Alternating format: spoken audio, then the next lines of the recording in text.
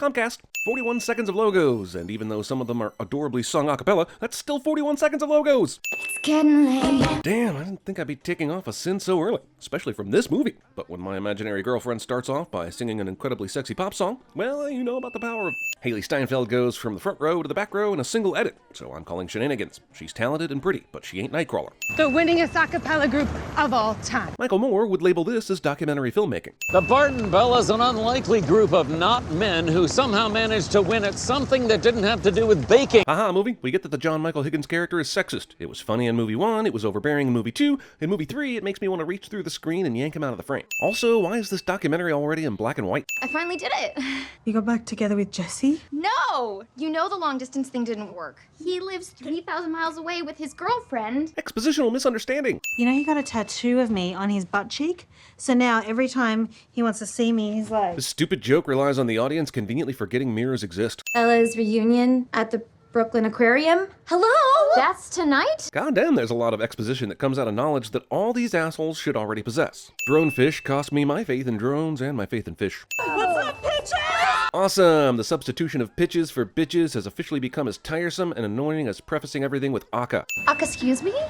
Somehow all the girls have the same hallucinatory montage about their shitty jobs, and it's apparently filmed by the people that did The Office. They're so bright and shiny. They look like they was all breastfed. What does that even mean? Like, what does that even mean? Lily could lay down a beat. Wait, Lily was just shown to be a seamstress in the My Life Sucks montage, but she's also a bartender? Isn't that a better entry for the My Life Sucks montage? I mean, really, I could just crap myself. Man, the Pitch Perfect franchise relies on gross body humor even more than a f***ing Illumination movie. Is there a competition? There should always be a competition. It's rare that you can actually see the script being written in real time during the movie. Can you fly when you're 8 months pregnant? I don't know, can you pound whiskey when you're 8 months pregnant like you've been doing tonight? Was I not always in? Oh, no, pour it. Yeah, but Emily literally just aca-blocked the Bellas a few minutes ago in the performance. Why is everyone so eager to include her? Did they recognize her raw talent and true grit? Also, where the hell are the documentarians during this entire Barton Bellas reunion? Even if they're a public nuisance, they'd find some way to get into the party, right? They're allowed to go on the f***ing USO tour. Wait, are we saying that Lily is a literal alien now? Cause I'm pretty sure that's racist. No movie, it does not automatically make you cool to have a slow motion shot of all your characters walking together. My name's Chicago. They also call me a discount Mark Lucas. Will we be going to second base with you guys? And then maybe a few days later, we'll go to third base? Man, compared to this third movie of a trilogy, 50 Shades Freed had tremendous sexual nuance. Make America Eat Again? That's a pretty lazy Trump joke. But more offensive is that these movies and this actress and all the other actresses are totally cool with pointing and calling this girl fat over and over again in this franchise just for cheap laughs. Our presence here has nothing to do with the nationally televised Salute to the Troops special where DJ Khaled is going to pick one group to open for him at the end of this tour. That was a lot of exposition. Movie, pick a lane. Are you self-aware and subversive or just a f***ing excuse for the whole production team to hang out in f***ing Europe? You guys just sing other people's songs, right? Like a cover band. I'd like to see you talk to Marilyn Manson like that. No, seriously, I'd like to see that.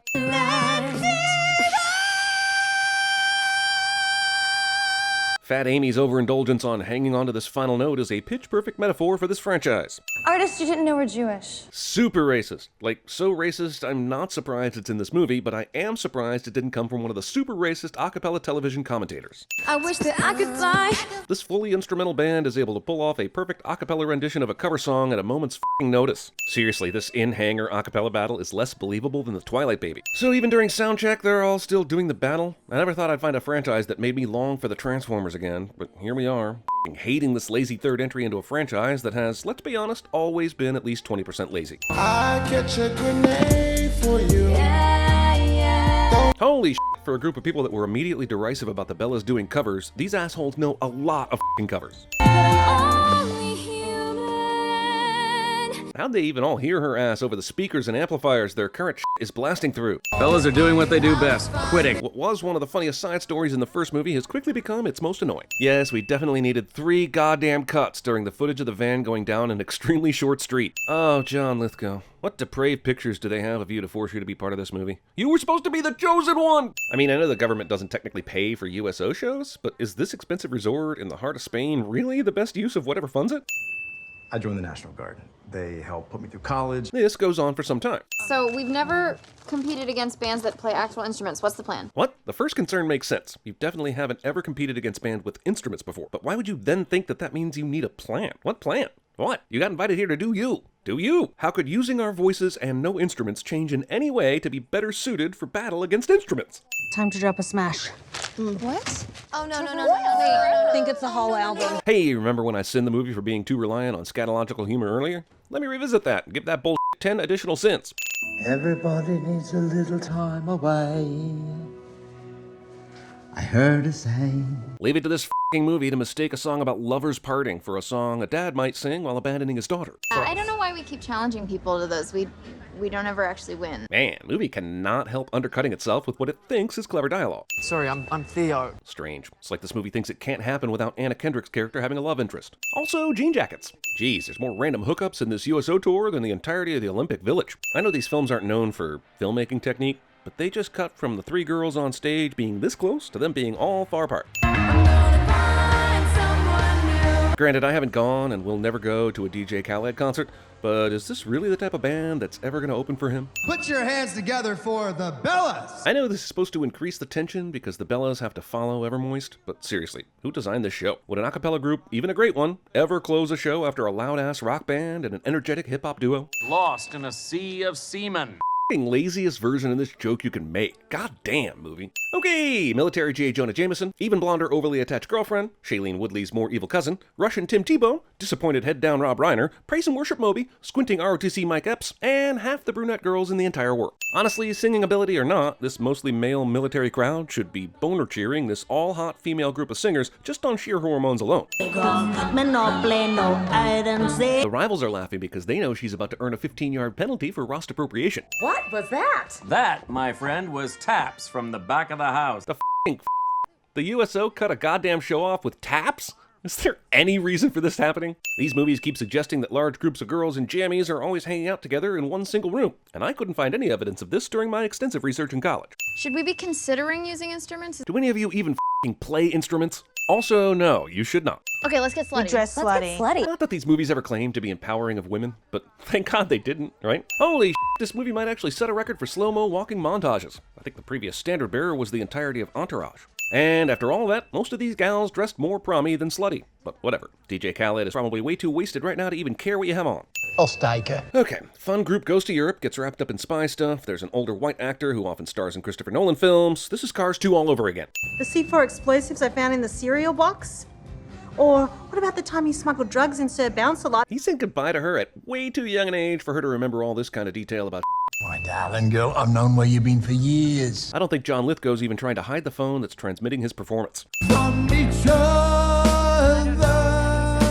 This works. Last we saw them, the Bellas were going to follow a guy they thought was friends with Khaled, but they're getting off this elevator alone. So he got on and went somewhere. Then they followed him by getting on later, and it's ultimately the penthouse and DJ Khaled's suite. They literally stepped off the elevator into Khaled's suite, which means they definitely needed a keycard they never had, man. Can you explain this terrifying situation? Haha, clever editing movie, but it's clear that Anna Kendrick was saying this to the director. Ooh, is that an AKG C24? Yep, a $14,000 microphone, just hanging out in a temporary rented hotel suite in Spain for DJ Khaled to use in case he of the one or two chart-topping singles comes up with an idea on the road. No one will be seated during the scene where this new love interest guy learns what everyone who saw the first two movies knows, that Becca's a good DJ. He was so excited to see your show.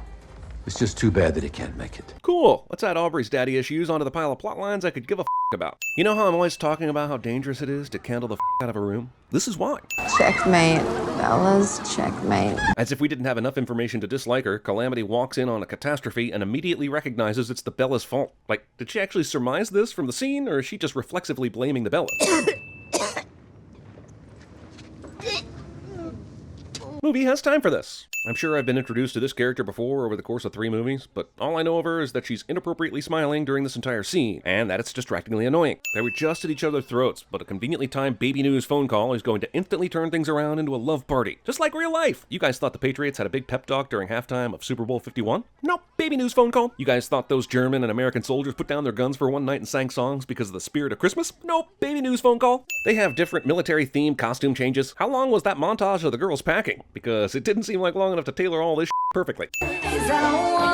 It's been 3 years since they've sung together and we've never seen them rehearse, but they've got an entire catalog that they can execute flawlessly. Catch me! Everybody catch me! Where were these assholes during the DJ Khaled party? God, it's like Elizabeth Banks and John Michael Higgins were out drinking around the Mediterranean for most of this shoot and showed up whenever they briefly sobered up. You might think this montage is meant to show the passage of time and how the Bellas turned things around for multiple ensuing dates in the USO tour. You might think this montage is meant to show you DJ Khaled's gatekeeper guy losing interest in Calamity while falling for Anna Kendrick. You could even be forgiven for thinking the montage is meant to throw a bone to the costume department that worked very hard on all these concert show outfits. But in reality, it's just padding time, just like the bulk of this sin. Bellas, make some noise for Bellas out there! Sure, they've been featured in this montage, but when the hell did Khaled start paying attention to the Bellas? They trashed his suite at the hotel, and he was always checking his phone when they were around before. Like, movie's seriously gonna yada yada this entire development? Welcome to the south of France.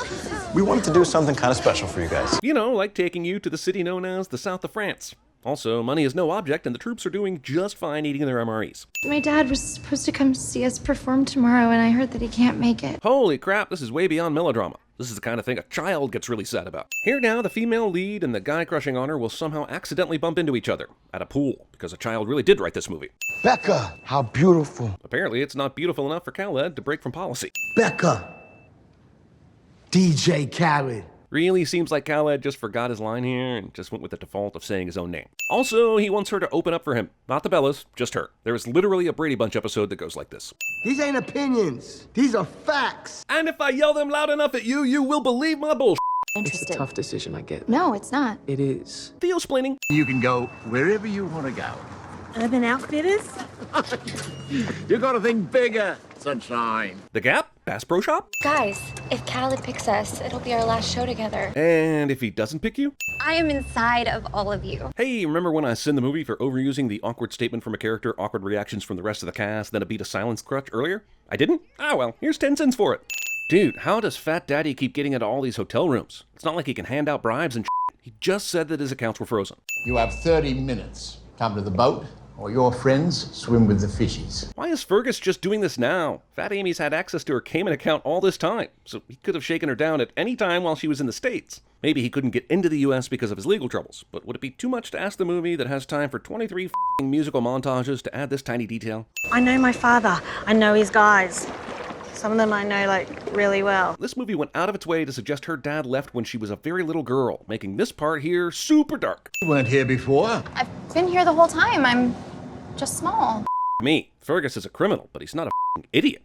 These movies are far-fetched, for sure, but until now, they didn't turn into a Looney Tunes episode. The fact that this rescue plan somehow calls on Becca stowing aboard as a sudden hostage, then convincing the girls to sing a song, is pretty ridiculous. But even worse is that Fergus just goes, F it, let them sing like he's goddamn Marco Ramius. For this franchise, I guess you could replace the term jump the shark with Fat Amy kicks the shit out of 3 grown men. Nice revisionist history movie, but this fight goes on way longer than the song at the beginning, which supposedly shows the exact same sequence of events. Fat Amy basically auditioning here for the gender-swapped Under Siege reboot. Yes, guy, only just now is something amiss, you f***ing moron. Pitch Perfect 3, a good day to pitch art. Damn, they were literally a few hundred yards out into a bay. That's all. But it took them from the dead of night to bright-ass morning to rescue them. Jesus. Job opening, am I right? No more puking! No more puke! If only I could believe you. It's time for us to move on. Or they could keep singing, right? I mean, just because they didn't win this stupid competition doesn't mean they have to stop doing the one thing they really enjoy doing together. Jesus, they could sing at state fairs or jamborees or literally anywhere. You crush it, okay? You crush it so hard that your nips tingle a bit. Coming to you from the Citadel. Who are they talking to here? Like, is this for the documentary? If so, why don't they have the camera pointed at them? Damn it, movie. This isn't Dodgeball or Best in Show or Basketball or The Phantom Menace or any of the other movies you stole this trope from in the first place. All we have to do now. Not only is this audio impossible, given that there's only one mic on stage, but it's also a giant f*** you to DJ Khaled. Now, normally I support a giant f*** you to the less talented version of Pitbull, but this makes no sense in the context of the movie. This is Calamity's Everything's Okay Now, even though I've hated these bitches all movie and I didn't win this competition that dominated my life for the last few weeks because they're singing a shitty cover of George Michael Face. Hang on, Becca didn't even agree to this show until like this morning. How the hell did they organize this entire setup? Also, you can't see me right now because narrating is an audio medium, but I'm giving this movie a double bird salute. with my toes. Always give 100% unless you're donating blood or getting a divorce. Aubrey's dad shows up at the one performance that the Bellas were explicitly not going to perform until the impromptu invite on stage. Great, everyone's getting laid tonight. Glad we cleared that up before finally allowing this series to mercifully die. It is dead, isn't it? They definitely had way more fun making this than you did watching it.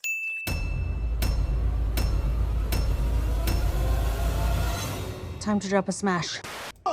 Ordinarily, I would spend the next 2 hours questioning your sexuality, running down your hometowns, and telling you to drop and give me various numbers. You hear that, Doug? I'm coming to London.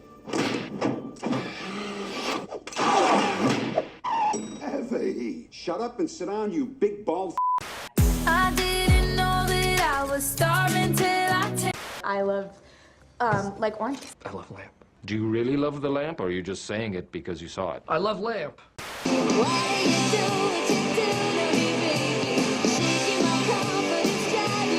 We're hot chicks. Double down. What? Got an 11. You always double down on 11. I am inside of all of you. But you took me by surprise when you let me inside of you.